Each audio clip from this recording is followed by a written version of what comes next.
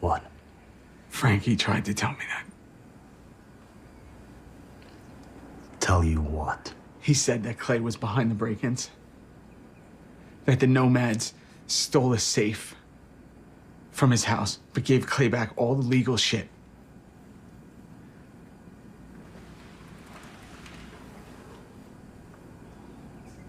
You're gonna find those documents, Juice. Because that's gonna prove that Frankie's story is true. That Clay is a traitor and a murderer. I know you're close to him, bro, but he's poison. And you don't know the half of it. Jesus Christ, Jax. He knows about me and Rico. Put it together. Same way you did. When? A couple of days